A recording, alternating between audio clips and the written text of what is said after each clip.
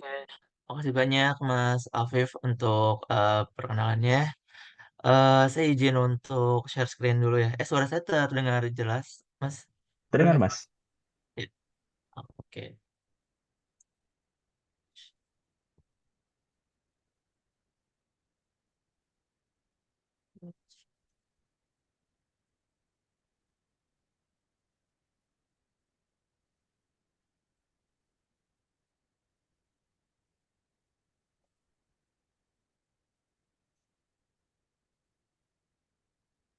Apakah udah terlihat, Mas? Ya, terlihat sudah Ya, full screen. oke. Ya, Bismillahirrahmanirrahim. Selamat malam, teman-teman. Teman-teman semua, terima kasih banyak atas undangannya, kesempatannya untuk bisa silaturahmi di sini. Mungkin karena pembahasan mengenai kosmetik halal itu akan sangat lumayan panjang, jadi saya coba untuk merangkum eh, yang mungkin akan lebih aplikatif dan relate mungkin ya untuk kehidupan sehari-hari. Nah, jadi topiknya saya kerucutkan bagaimana nih dalam membuat produk personal care yang halal dengan beberapa teknologi yang memang biasanya orang-orang itu berpikir bahwa halal itu akan membatasi inovasi dari suatu produk. Padahal Paragon ini core produknya memang produk halal dan itu tidak menutupi the way kita melakukan inovasi. Sehingga dengan halal kita bisa mendapatkan produk yang lebih berkualitas, efikasi yang lebih baik dan untuk mengimbres halal rahmatan lil alamin. Nah, sekilas mengenai Paragon, Paragon adalah perusahaan kosmetik yang memang sudah berdiri 38 tahun. Saat ini kita sudah memiliki 13 brand dan minggu lalu kita launching brand terbaru yaitu Earth Love Life. Dan ya kita saat ini sudah memiliki 41 distribution center. Jadi memang kalau fokus penjualannya di Indonesia dan Malaysia. Produknya memang sangat beragam, terhitung lebih dari 2.000 produk seperti itu. Terkait, mohon maaf, karena ada pembahasan sedikit di sini mengenai keberpihakan Paragon, bagaimana aksi solidaritas kemanusiaan yang dilakukan Paragon terhadap Palestina, mungkin bisa diwakilkan melalui video ini. Mari kita tonton bersama-sama.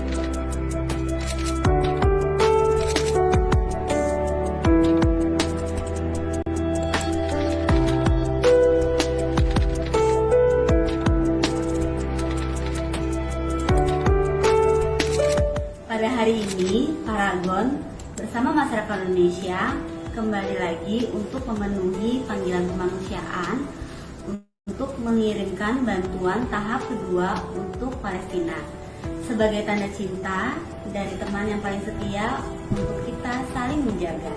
PT Paragon Teknologi dan Inovasi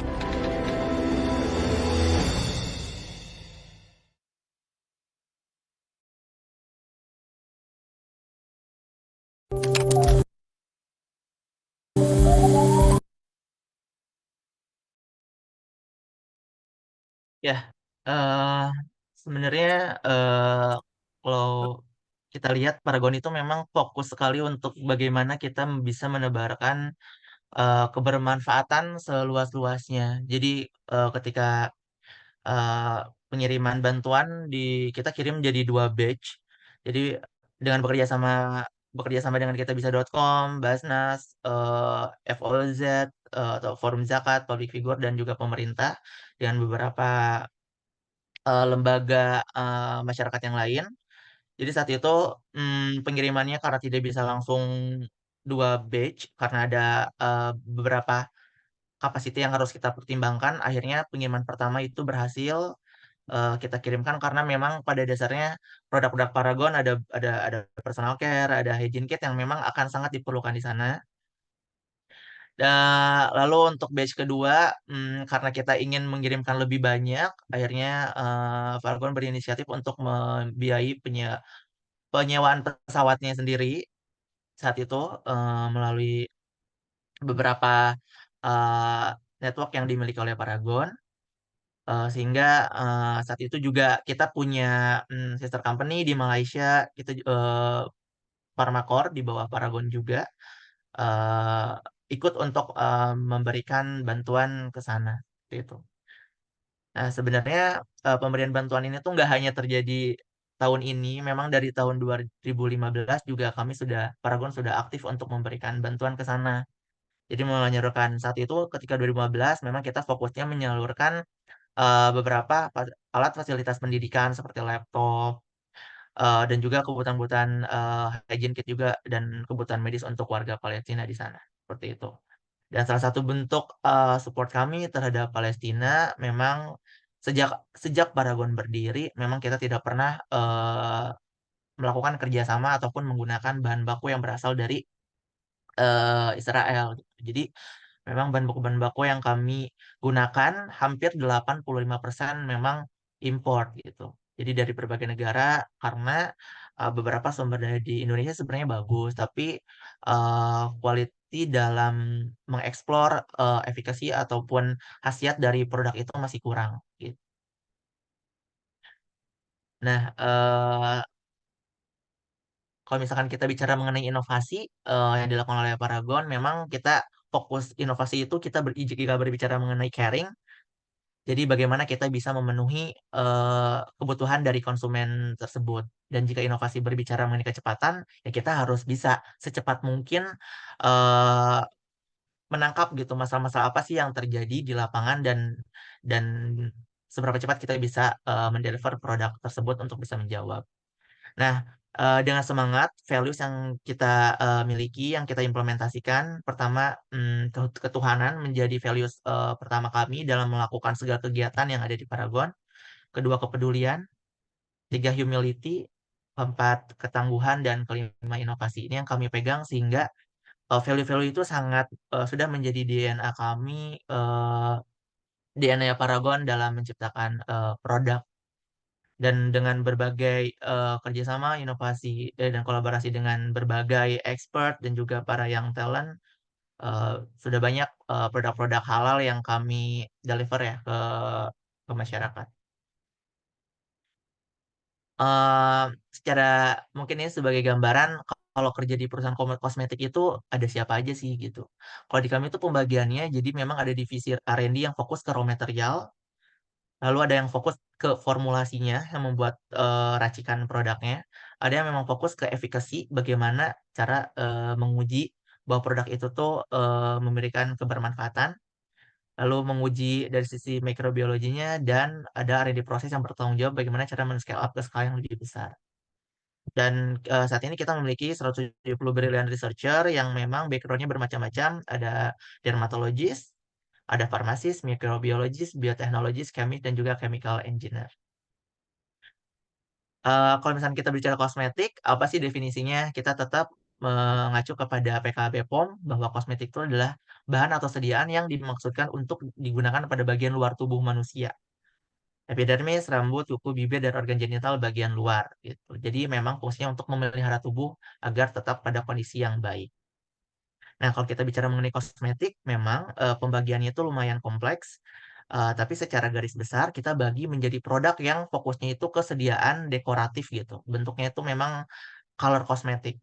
Dan ada yang bentuknya skincare. Jadi kalau ini kerjaannya memang untuk mendekorasi gitu, memberikan warna. Kalau ini kerjaannya untuk men-treat, memperbaiki. Nah, kalau misalkan color kosmetik, bentukannya ada bentukan powder, seperti bedak, eyeshadow, dan lain-lain. Ada yang bentuknya semi-solid, seperti lipstick, lip balm, jadi bentukannya semi setengah padat. Lalu ada bentukannya emulsion, seperti foundation, lip cream, BB cream, ada juga maskara, dan juga eyeliner. Untuk skincare, pembagiannya ada yang bentuknya emulsion, contohnya seperti sunscreen, ada day cream, night cream, dan juga dibentuknya liquid seperti toner, micellar water, fragrance, EDP, parfum, dan juga ada yang sedianya rinse off yang dibilas seperti facial wash dan body wash. Dan juga ada hair care yang contohnya seperti shampoo dan juga produk-produk treatmentnya. Nah, biasanya untuk mendevelop satu produk itu kita bisa memerlukan sampai 1 tahun. Jadi tergantung dari ke tingkat kompleksitas dari suatu produknya. Dalam 1 tahun itu apa sih yang dikerjakan? Pertama, ada tim marketing akan membuat proposal. Mereka akan membuat project request formula. Nanti proposal itu akan diolah oleh tim R&D dan kita translate menjadi suatu desain studi. Nanti desain studinya atau pre-formulationnya akan diterjemahkan ke dalam raw material apa saja yang perlu kita cari gitu. Jika raw materialnya baru, maka kita harus sourcing ke beberapa negara. Dan jangan lupa karena kita itu titik kritis dari suatu produk itu adalah dari bahan bakunya, titik kritis kehalalannya, maka dari tahap pertama memang ketika melakukan sourcing bahan baku, kehalalan itu sangat penting. Setelah itu baru proses formulasi, evaluasi, pemberian feedback dari tim marketing dan PID. Jika sudah approve, maka kita melakukan berbagai uji, uji stabilitas, uji kompatibilitas, efikasinya, dan lain-lain. Sembari paralel kita melakukan analisis dari segi cost-nya. Jika dari tim finance, dari segi cost sudah oke, maka kita lakukan pilot scale. Pilot scale ini tuh bermacam-macam, biasanya skalanya dari 30 kilo sampai 200 kilo. Jika pilot scale ini berhasil, maka dilanjutkan ke production yang lebih besar. Mass production biasanya 1 sampai 3 ton. Nah, pengujian-pengujiannya tuh sangat kompleks sebenarnya, karena ini ini akan digunakan oleh manusia gitu. Eh, bagaimana caranya supaya produk yang kita ciptakan itu tuh memberikan nggak hanya memberikan keamanan, tapi juga bisa mendeliver benefitnya sesuai dengan klaim. Jadi biasanya kita akan lakukan pemeriksaan safety dari formulanya tersebut. Jika formulanya misalnya terdiri dari 20 bahan baku, kita harus lihat masing-masing bahan baku itu tingkat toksikologinya seperti apa. Jadi ini masih dilakukan eh, secara data gitu. Jadi belum dilakukan pengujian-pengujian apapun.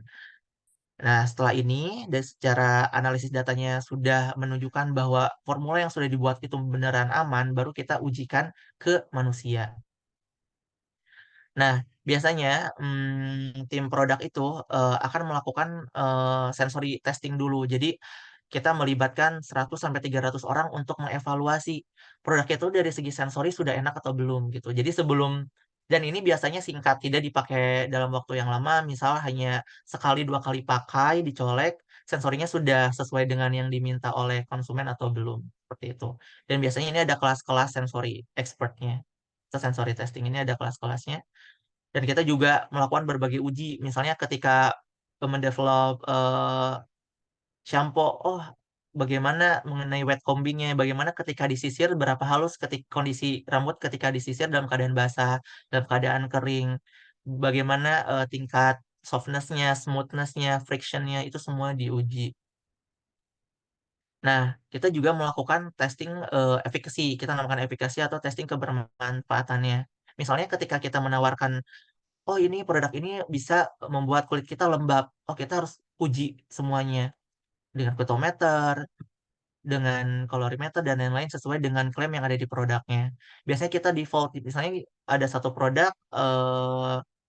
dia bisa membuat kulit menjadi cerah, membuat kulit menjadi lembab dan lain-lain. Semua uji ini kita lakukan. Jadi dan ini tuh menjadi suatu keputusan go or no go suatu produk untuk bisa launching. Jika memang ternyata hasil pengecekan alatnya ada satu yang tidak memenuhi, ini kita nggak bisa loloskan seperti itu. Jadi kita akan melakukan reformula, pendekatan formulasi lagi, dan kita akan ulangi semua prosesnya. Dan juga yang paling penting adalah safety test. Jadi yang tadi dijelaskan lebih ke alat yang dilakukan di internal, tapi kita juga melakukan eh, beberapa pengecekan bersama dermatologis. Ini untuk mengecek apakah ada iritasi iritasi atau stinging atau itching yang dialami oleh konsumen.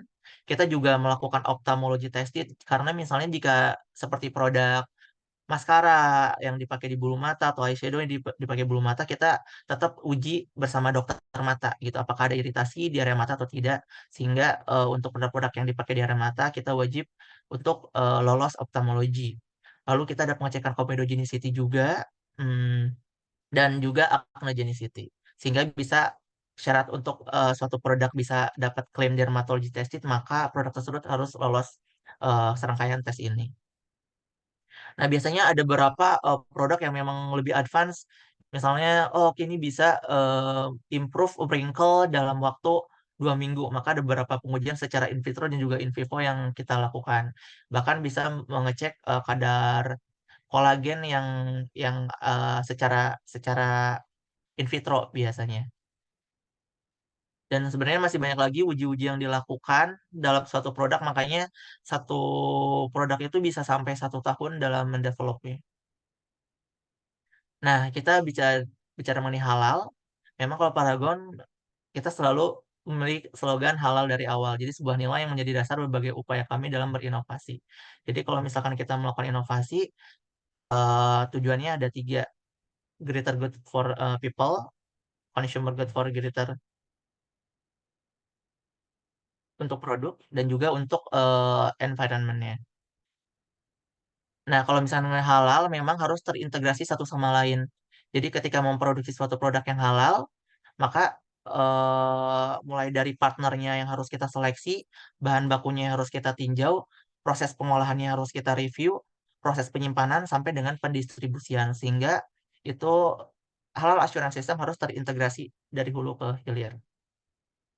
Nah, makanya kenapa sih harus ada sertifikasi halal? Karena ini dibutuhkan untuk kalau kita ngomongin ser- produk halal, itu ada sertifikatnya dan ada sistemnya. Kalau misalkan yang embed ke dalam perusahaannya, ke dalam pabriknya dinamakan sistem jaminan halal atau SJH. Nah, jika kita bisa menerapkan beberapa eh, poin-poin yang dicantumkan yang sudah ditetapkan oleh BPJPH, maka suatu perusahaan itu bisa mencantumkan logo halal di dalam produknya. Jadi tidak mungkin ada suatu produk yang logo halal tapi perusahaannya sendiri tidak menerapkan sistem jaminan halalnya seperti itu. Tadi yang sudah saya jelaskan, memang kalau ngomongin halal, mulai dari bahan bakunya sendiri, pengolahan, pendistribusian, sampai dengan produk tersebut shelving di toko.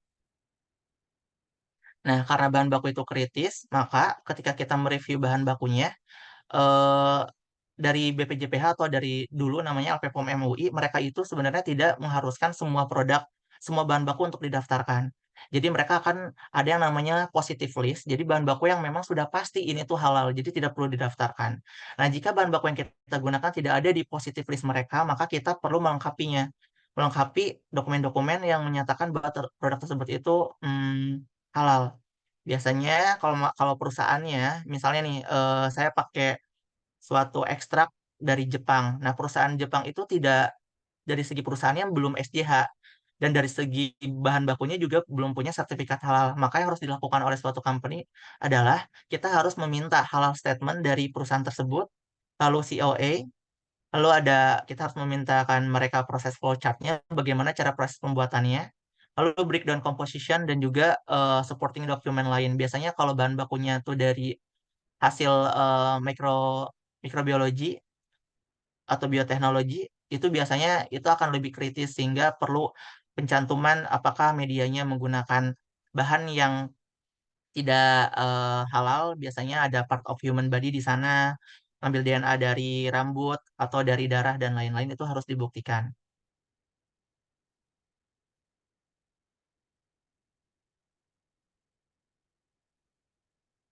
Nah, biasanya bahan baku yang kritis halal itu, kalau dari tumbuhan itu tidak kritis halal.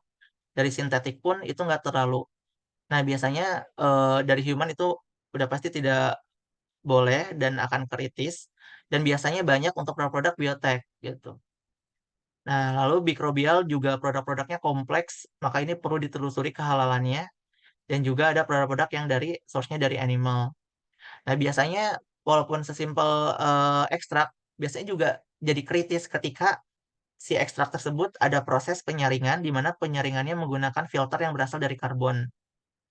Nah, karbonnya tersebut harus ditelusuri apakah karbonnya tersebut berasal dari tulang hewan atau tidak. Jika ada tulang hewan, maka kita harus telusuri apa tulang hewannya disembelih dengan syariat Islam atau tidak. Maka penelusurannya akan cukup panjang.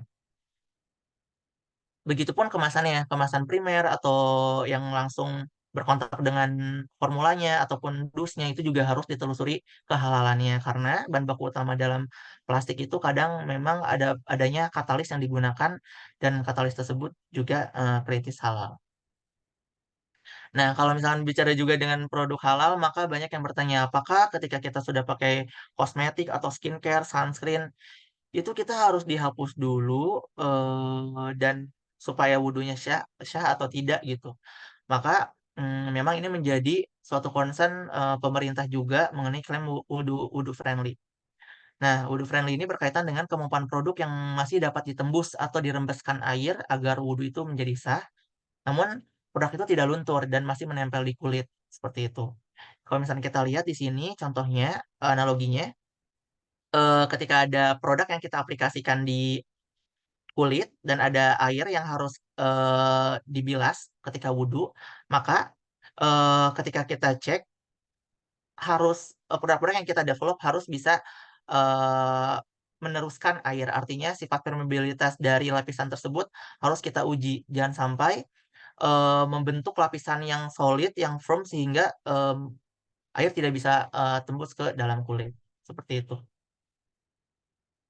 Nah, sebenarnya dari pemerintah sendiri belum ada metode yang distandarkan sehingga waktu ketika tahun 2014 Paragon melakukan inisiatif dan juga meng-create metode sendiri dan akhirnya metode tersebut menjadi metode yang diaplikasikan oleh MUI untuk semua perusahaan.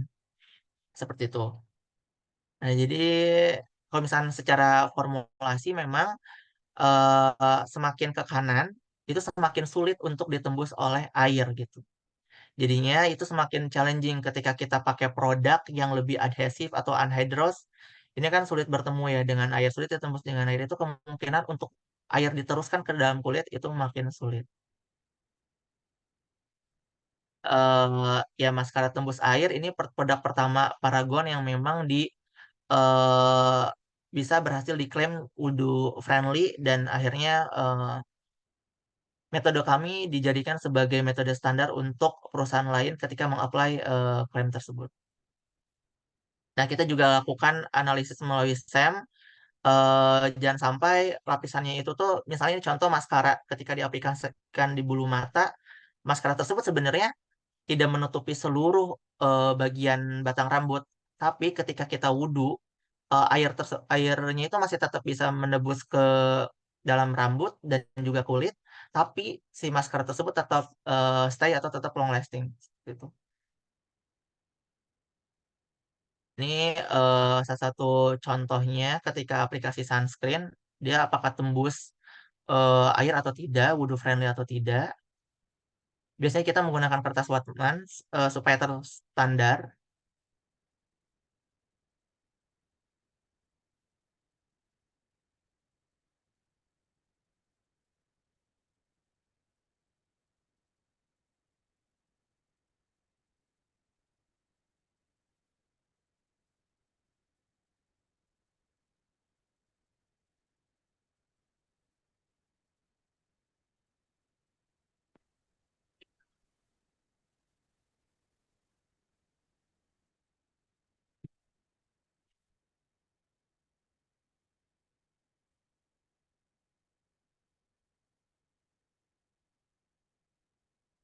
Ya, jadi kesimpulannya produk yang long lasting, water resistant atau waterproof masih bisa ada di permukaan kulit belum tentu tidak dapat dilalui oleh air gitu. Jadi memang eh tergantung formulasi desain formulation itu sangat menentukan bagaimana air itu bisa menembus kulit.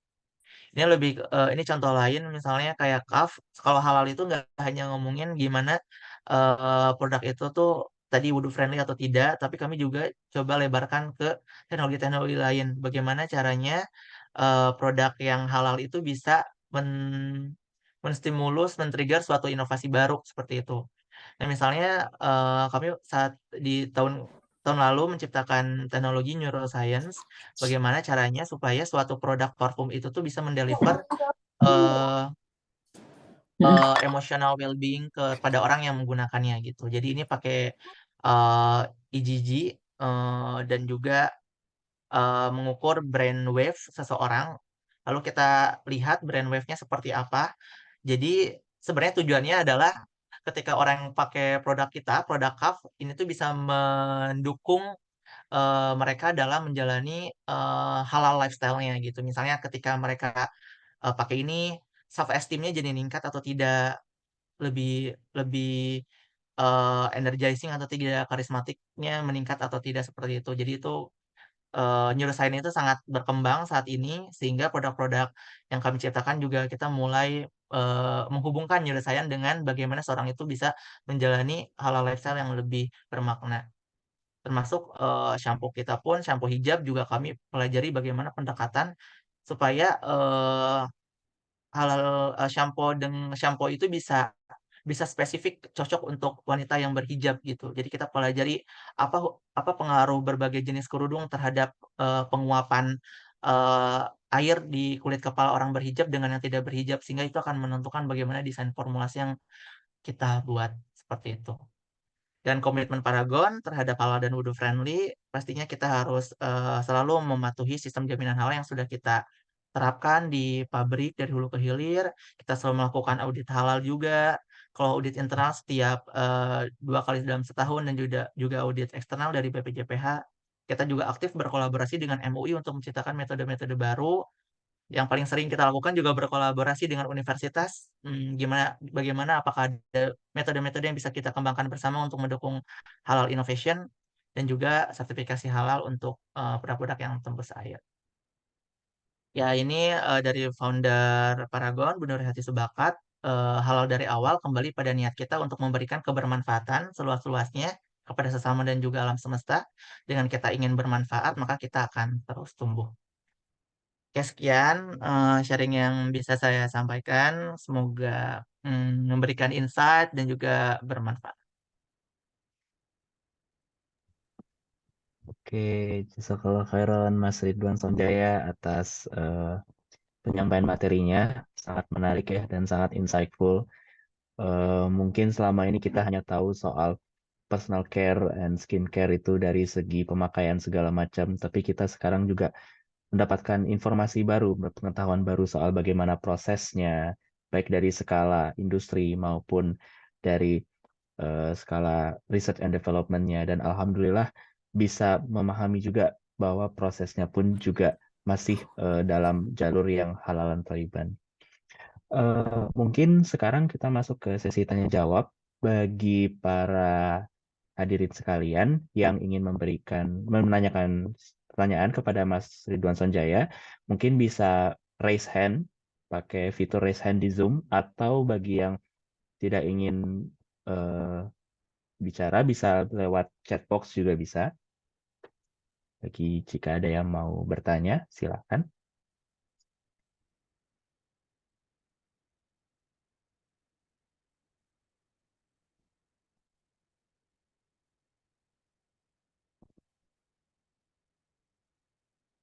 Mungkin sambil nunggu pertanyaan, mungkin saya ada satu pertanyaan nih, Mas Ridwan. Apa ya, sisi membuat produk skincare atau personal care yang sebenarnya kalau di Indonesia pasti banyak ya perusahaan-perusahaan seperti itu. Tapi di sini saya lihat Paragon menekankan soal proses halalan thayyibannya itu. Proses bagaimana produk-produk yang dihasilkan oleh Paragon ini masih sesuai dengan aturan-aturan dalam Islam. tantangan terbesar dalam proses itu apa sih kira-kira dalam menerapkan konsep ini ke proses industri di Paragon sendiri? Oke, tantangannya. Biasanya tantangannya itu adalah bahan baku yang akan kita pakai itu memiliki kompleksitas dalam pembuatannya. Jadi kan kalau misalkan kayak produk-produk enzim misal atau produk-produk yang biasanya memberikan efikasi yang bagus berasal dari proses pengolahan bahan baku yang kompleks gitu. Kalau kompleks itu sulit ditelusuri kehalalannya. Tadi misalnya kayak contoh ketika sesimpel oh kita lagi senang nih dengan ekstrak A. Eh, ketika kita mau pakai ekstrak A itu nggak segampang itu kita langsung masukkan di formula. Jurnenya lumayan panjang itu bisa 3 sampai 4 bulan kita diskusi sama sama prinsipalnya. Misal tadi contohnya dari Jepang kita ngambil ekstrak tertentu itu bisa 3 bulan. Dan mereka juga partner-partner di seluruh negara itu belum terlalu melek mengenai halal sebenarnya. Sehingga ketika kita mintakan data pendukung, mereka sulit karena mereka tidak ada urgensi untuk memenuhi syarat-syarat halal tersebut. Sehingga kita jadi tidak bisa menggunakan bahan baku walaupun itu bagus sekali efeknya kita jadi nggak bisa pakai. Jadi solusi alternatifnya adalah kita menggunakan bahan baku yang ada, bagaimana caranya kita kombinasikan, kita mainkan dosisnya, kita kita buat teknologi-teknologi tertentu, kita misalnya kita lempar ke suatu perusahaan yang bisa membuat encapsulated teknologi gitu supaya deliverynya bagus dan lain-lain itu yang kita lakukan sih saat ini. Jadi ketika makanya banyak yang bilang halal itu mempersulit diri sendiri sebenarnya dan membatasi inovasi. Tapi sebenarnya kalau spirit kami malah dengan adanya sistem halal yang sangat kompleks ini malah memicu gitu, memicu kerjasama baru gitu dengan universitas. Bahkan banyak sekali publikasi-publikasi yang kita buat dan akhirnya selain melahirkan produk yang baik, kita juga melahirkan paper baru gitu sih. Jadi memang suatu challenge terbesarnya adalah menelusuri kehalalan suatu produk. Bahkan misal ketika yang tadi saya bilang, oh penyaringannya itu dari karbon aktif gitu. Karbon aktif biasanya ada MUI pasti nanya, karbon aktif ini pasti ada kandungan tulangnya. Coba ditanyakan tulangnya itu beneran dari hewan apa? Misalnya hewannya hewan apa sapi gitu. Coba sapi cek eh, lembaga potong hewannya itu tuh punya sertifikasi halal atau tidak penyembelihannya gitu. Jika tidak ada ya udah kita nggak bisa pakai. Seperti itu sih, Mas. Oke, menarik ya. Nggak ada, kita nggak nyangka kadang mungkin dari sesuatu yang simple tapi ada yang perlu diperhatikan ya. Iya, betul. Oke, ada yang nanya ini, Mas Doni, silakan Mas. Ya, izin bertanya Mas Ridwan. Ya, mayoritas dari peserta ini kan kebanyakan ada posisinya di Jepang ya, khususnya di Osaka seperti itu. Dan di sini kami terus terang sangat sulit gitu menemukan kosmetik atau personal care yang halal gitu ya. Nah, mungkin pertanyaan saya itu lebih praktikal ya. Eh, ada nggak sih tips untuk kita men-screening ya, secara ingredients lah at least. Kira-kira produk ini halal atau tidak? Seperti itu. Atau ya minimal bahan apa sih yang paling sering ada di kosmetik dan itu ternyata tidak halal. Seperti itu. Ya. Hmm, sepertinya agak sulit ya untuk men-screening karena eh, pilihan raw material di kosmetik itu sangat-sangat beragam. Sangat beragam dan sangat kompleks. Beda dengan makanan. Kalau makanan itu masih ada misal, oh ini emulsifier tertentu masih bisa didetek gitu. Kalau misal kosmetik itu emulsifier aja tuh udah ribuan gitu jenisnya. Ekstrak aja tuh dalam satu ekstrak tanaman itu tuh bahan baku. Kita nggak hanya mempertimbangkan bahan baku utama. Misalnya ketika ngomongin ekstrak aloe vera, kita nggak hanya ngelihat aloe veranya saja. Tapi di ekstrak aloe vera pasti ada solvent, preservatif, ada aditif lainnya itu bisa 10 macam gitu. Kalau kita breakdown dalam satu ekstrak itu tuh bisa ada 13 macam ingredients di sana. Jadi memang agak akan sulit. Bahkan kami aja misal ketika di lab melakukan analisis, biasanya kita benchmarking ya. Kita akan beli produk-produk dari Jepang biasanya. Kita juga kadang sulit, oh kita beli kosmetik dari Jepang yang oh ini kita suka nih, sensorinya enak sekali gitu, atau busanya bagus banget, biasanya produk-produk Jepang, tapi nggak ada halalnya. Itu juga kami kesulitan, ini bisa dipakai atau tidak gitu. Kan biasanya bisa aja gitu ada bahan baku yang najis gitu, sehingga jadi mutan najis gitu kan. Nah itu juga kami cukup kesulitan. Tapi secara garis besar memang yang tadi sebenarnya udah dijelasin, yang paling aman itu adalah ketika formulanya tersebut tidak mengandung suatu aktif yang berasal dari enzim tadi, bahan-bahan yang memang diproduksi hasil samping dari mikroba, ataupun memang mm,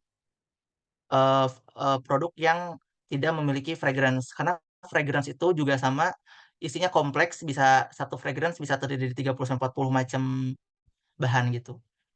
Eh, nah, biasanya kan sekarang udah banyak produk-produk yang sustainability driven gitu kan, yang clean beauty, yang simplicity, yang memang memanfaatkan plant based, itu sebenarnya yang lebih aman. Tapi sisanya sebenarnya akan sulit untuk men-screening dari hanya dari ingredient saja itu kayaknya tidak bisa mendeteksi kehalalan untuk kosmetik sih, gitu. Ragon aja saat ini inventory bahan bakunya udah mencapai 3.000 lebih. Itu itu banyak banget gitu macamnya dari satu jenis gitu. Walaupun misalnya hanya bikin facial wash itu sebenarnya bahan baku intinya itu cuma 5 gitu. Tapi dari 5 itu setiap bahan bakunya itu pasti ada bahan baku tambahan dari pabriknya gitu. Jadi terkesan walaupun kita cuma pakai 5 bahan, ketika di breakdown dalam suatu list ingredients itu akan jadi panjang. Seperti itu tuh sih Mas Doni. Jadi menurut saya itu agak sulit sih untuk men-screening dari list ingredients-nya sih. Itu agak sulit.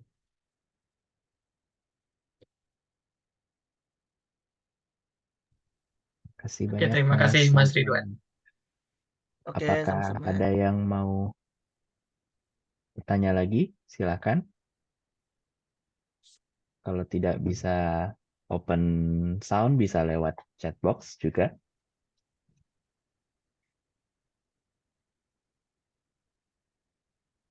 Oke, Mbak Anita, silakan. Izin bertanya, sebenarnya juga menindaklanjuti yang pertanyaan Mas Doni tadi sih. Tadinya pertanyaan saya sama, mungkin ada bahan atau apa gitu yang tadi ya secara cepat seenggaknya kayak ini agak abu-abu nih, mungkin kita hindari gitu. Terus pertanyaan yang keduanya adalah karena tadi kan sulit ya dan susah. Terus saya juga pernah dengar gitu dari temen yang anak farmasi, katanya kalau pembuatan skincare tuh disesuaikan dengan iklim atau iklim wilayah tempat atau negara tersebut gitu. Jadi apakah itu benar? Jadi kalau misalnya iya, apakah kalau dipakai di negara lain jadi efeknya jadi kurang oke atau gimana gitu. Jadi karena saya juga galau ya, misalnya beli skincare di sini kadang ini halal apa enggak ya itu kan. Terus kalau pakai yang misalnya dari Indonesia juga ya karena tadi statement tersebut jadi juga apakah nanti efeknya kurang oke atau gimana gitu sih, mungkin bisa dikasih pencerahannya Mas Ridwan. Terima kasih. Iya, oke. Kalau yang pertanyaan pertama mungkin akan sama ya jawabannya sama yang tadi Mas Doni. Jadi yang paling aman memang nyari formula yang sudah pasti dia ingredientnya simple, list ingredientsnya sesimpel mungkin, nggak ada fragrance-nya karena fragrance ada senyawa kompleks. Dan yang ketiga yang memang bahan bakunya tuh nggak ada active ingredient seperti enzim ataupun produk samping dari microbe gitu. Biasanya kayak microbiome dan lain-lain. Nah, untuk eh, apakah suatu produk itu tuh bisa emang didesain sesuai dengan weathernya? Ya, jawabannya ya, iya banget gitu. Karena kalau misalkan suatu produk, kalau orang yang tinggal di iklim tropis sama yang dingin itu sangat beda karena level, kalau kita bilangnya TEWL, transepidermal water loss, seberapa banyak air di dalam kulit, di dalam lapisan epidermis yang menguap. Jadi ketika kita tinggal di lingkungan yang memang dingin, itu tuh kita akan lebih gampang kulitnya lebih dehidrasi, sehingga produk yang tidak didesain seperti itu akan tidak bisa mendeliver manfaatnya. Karena ketika misalnya musim dingin ya kita harus pakai moisturizer yang oklusif gitu, yang bisa melapisi lebih tebal gitu. Karena kalau kita bikin formula, tadi udah dijelasin ya, ada yang namanya uji efikasi. Uji efikasi itu adalah uji di mana kita melibatkan orang langsung. Jadi nggak pakai hewan, nggak pakai in vitro, jadi langsung ke orangnya. Dan di bawah pengawasan dermatologis, nanti orangnya itu akan pakai selama sebulan di iklim yang memang sudah sesuai dengan iklimnya. Karena di Indonesia kita memang iklim tropis aja. Jadi seorang itu akan pakai selama 1 bulan, setiap berapa periode, misalnya ketika H0, hari ke-0, hari ke-7, hari ke-14, hari ke-28, dia akan datang gitu dan diperiksa. Nah, nanti ada batas peningkatan kelembapan yang akan kita terima, yang bisa kita loloskan. Ketika suatu produk itu dipakai oleh 50 panelis dan setengah panelisnya itu memiliki penurunan kelembapan yang tidak kita inginkan, berarti artinya tidak works dan itu tidak tidak bisa kita riliskan produknya. Jadi sama halnya dengan ketika produk yang kita uji di panelis yang tinggal di iklim tropis, lalu kita gunakan bawa ke negara yang iklimnya berbeda, maka efeknya nggak akan sama. Karena secara skin fisiologinya, orang yang tinggal di negara tersebut akan berbeda juga gitu. Mulai dari tadi poporinnya atau enggak kecepatan air di dalam kulit untuk menguapnya akan lebih cepat. Bahkan mikrobiom atau bakteri, virus dan lain-lain kehidupan skin flora di dalam kulit itu akan berubah juga. Misalnya jadi kita juga Paragon lagi banyak melakukan studi, bahkan di Indonesia saja wanita yang pakai hijab dan tidak pakai hijab, kulit mikrobiom di kulit kepalanya berbeda. Itu menarik banget sehingga orang yang pakai hijab nggak bisa pakai shampoo non hijab, sebenarnya gitu. Sespesifik itu sih. Nah, kalau misalkan ya bagaimana dong misalnya kita traveling ingin bawa ini, ya tetap bisa dipakai. Mungkin yang biasanya reapply-nya itu setiap 6 jam, di sana reapply-nya lebih sering, misalnya setiap 3 jam. Seperti itu sih. Oke, makasih banyak Mas. Ada 2 pertanyaan lagi nih dari Mbak Yulis Rima dan Mbak Minu. Mbak Yulis Rima Fiandari, silakan. Baik, terima kasih atas kesempatannya Mas Afif dan terima kasih Pak Ripot atas kesempatannya. Menarik ya bicara tentang masalah kosmetik. Kebetulan saya juga peneliti di kampus dalam kosmetik halal ya. Jadi kebetulan karena saya melihat dari kan ikutannya yang kalau masjid-masjid, jadi kebetulan ada ini. Nah, kebetulan saya memang beberapa waktu yang lalu itu terhubung dengan masih terhubung dengan pertanyaan dari eh, Mbak Anita, kebetulan saya juga punya kolega yang di Jepang dan dia mengatakan bahwa ada kesulitan dalam dapat dalam memperoleh kosmetik yang ini yang memang dengan kadar halal yang memang sesuai dengan performanya. Jadi seperti itu. Nah, kan saya juga melihat di Jepang itu pertumbuhan muslimnya cukup meningkat ya dan juga sebenarnya kosmetik halal ini mempunyai suatu potensi yang luar biasa karena memang eh, kalau dilihat dalam kandungan-kandungan halal itu ada satu batasan yang memang tidak bisa digunakan. Maksudnya gini, ketika kosmetik non halal itu tidak bisa digunakan karena menimbulkan kerugian bagi penggunanya. Nah, eh, yang mungkin saya dari segi pemasaran ya, apakah memang karena saya merasa gini, karena value dari halal itu sendiri terkadang kurang tersampaikan kepada audiens seperti itu. Nah, apakah tidak ada salah satu cara untuk kalau kita riset pasar ya, apakah tidak ada sarana atau kolom yang memang diberikan kepada konsumen untuk bisa dia mereaksi gitu. Karena kan kalau tadi uji lab itu kan sangat terbatas. Sedangkan kalau kita lihat kulit orang itu kan berbagai jenis. Bahkan mungkin kalau di Indonesia tropis pun itu antara orang yang menggunakan treatment dokter dengan non treatment itu sudah beda. Dan ini yang seharusnya jadi perhatian juga seperti itu. Sehingga kalau misalkan ada yang pakai skincare tambahan, kenapa ya saya pakai skincare ini kok nggak ngefek ya? Oh ternyata kamu pakai treatment dokter nih, jadi ada sesuatu yang kurang. Nah ini mungkin nanti akan dipisahkan untuk yang apa ya, advance skin mungkin ya, untuk orang yang perawatan dan mungkin yang basic skin untuk orang yang tanpa perawatan seperti itu. Dan itu sebenarnya yang ingin saya sampaikan. Dan saya sebenarnya masih mengembangkan sih untuk beberapa value-value yang memang dari segi pemasaran seperti itu. Dan terus terang untuk dari jurnal-jurnal penelitiannya pun itu sangat terbatas.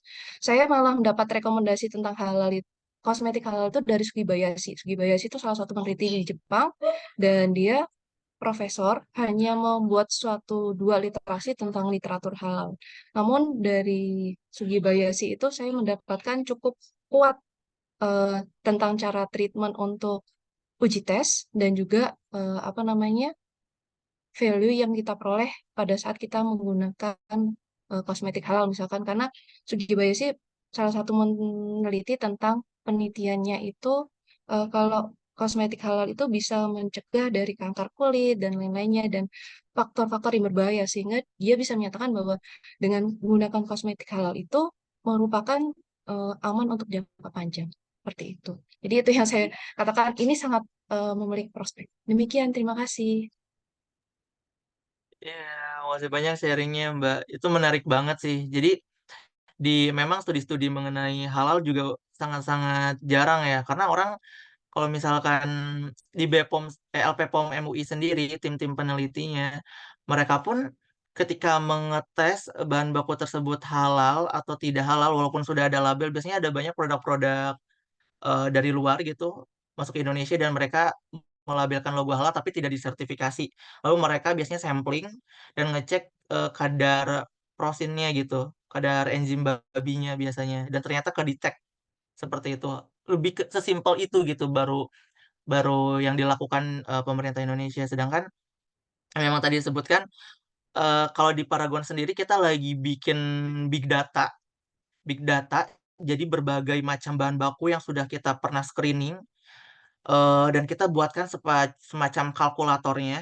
Jadi ketika kita masukin, nanti ada level degree kehalalannya gitu. Tapi kita belum bisa menjadi itu halal atau tidak. Tapi kita bisa lagi menciptakan ada kosmetik A, bahan bakunya ada 20, kita masukin input, nanti akan keluar. Ini kritis halal atau tidak. Jadi emang matrikulasi sama database-nya itu emang harus banyak banget. Karena tadi sih penelusuran halal tuh sangat kompleks ya. Jadi nggak hanya terbatas dari apakah dia mengandung enzim dari darah babi, itu sangat sulit banget ditelusurinya. Apakah menggunakan enzim yang berasal dari rambut manusia gitu, itu juga sangat sulit banget untuk ditelusuri. Jadi mungkin bisanya pakai pendekatan-pendekatan yang lebih general gitu ya. Makanya sekarang kalau MUI itu kan sangat populer ya. Jadi di Indonesia sekarang di tahun saya lupa tahun 2026 sepertinya. Jadi semua produk yang masuk ke Indonesia wajib memiliki logo halal. Jika tidak disertifikasi halal, maka produk tersebut perlu dicantumkan logo tidak halal. Jadi beneran ada tulisannya tidak halal. Sebegitunya jadinya karena dan MUI ini sudah cascading aturan ini ke berbagai negara sehingga saat ini kami merasa dimudahkan. Mengapa? Karena banyak perusahaan-perusahaan bahan baku di luar sana yang sudah melek mengenai halal.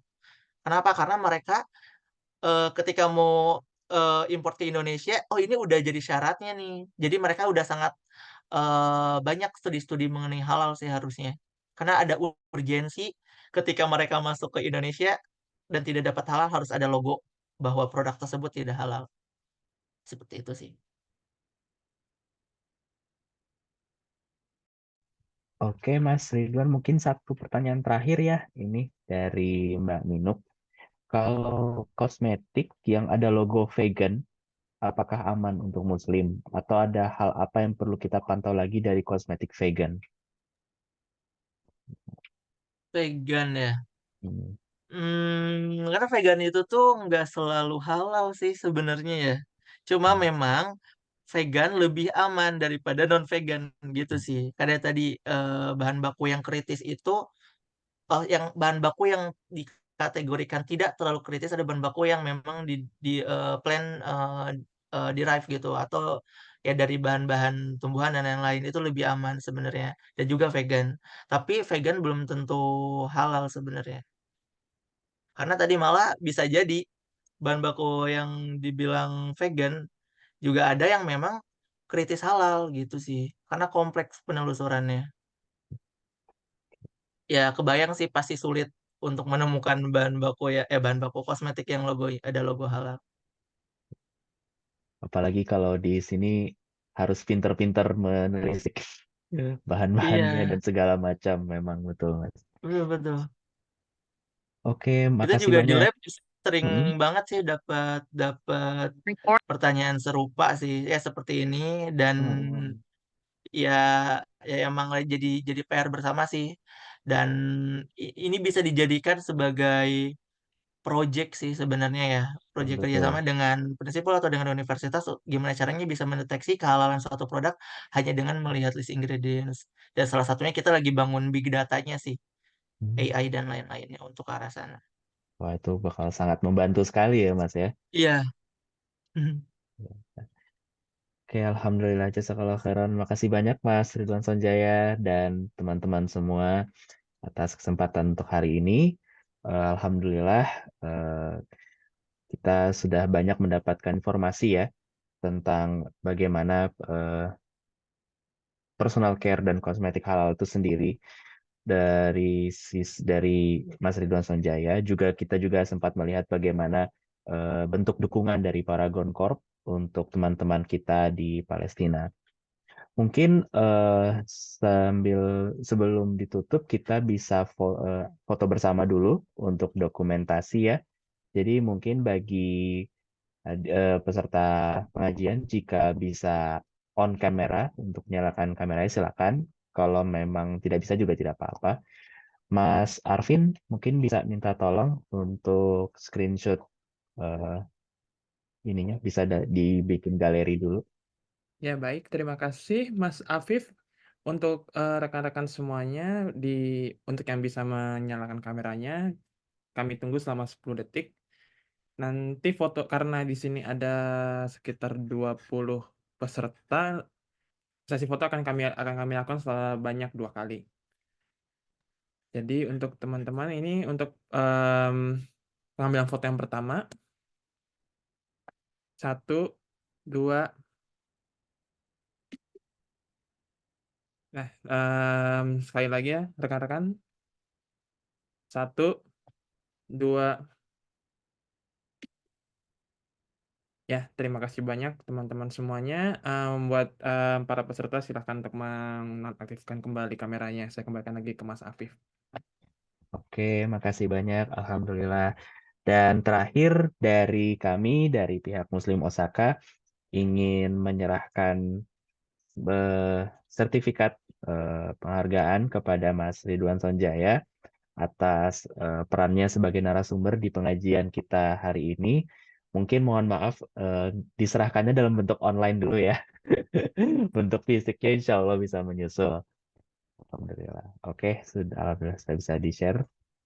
Oke, sertifikat penghargaan diberikan kepada Ridwan Sonjaya atas keikutsertaannya sebagai pemateri dalam acara kajian Muslim Osaka pada tanggal 14 Desember 2023, tertanda Doni Ramadan, Ketua Muslim Osaka. Oke, Alhamdulillah kita sudah sampai di penghujung acara pengajian Muslim Osaka hari ini. Terima kasih atas perhatian dan kerjasamanya. Dan juga terkhusus buat Mas Ridwan Sonjaya, makasih banyak sharingnya luar biasa inspiratif dan banyak banget informasi yang bisa kita dapatkan hari ini. Akhir kata, Assalamualaikum warahmatullahi wabarakatuh. Waalaikumsalam. Waalaikumsalam Waalaikumsalam. warahmatullahi wabarakatuh. Waalaikumsalam warahmatullahi wabarakatuh. Kasih banyak semuanya. Izin Olivia. Thank you Semuanya Mas Ya, Afif, Mas Doni terima kasih. semuanya.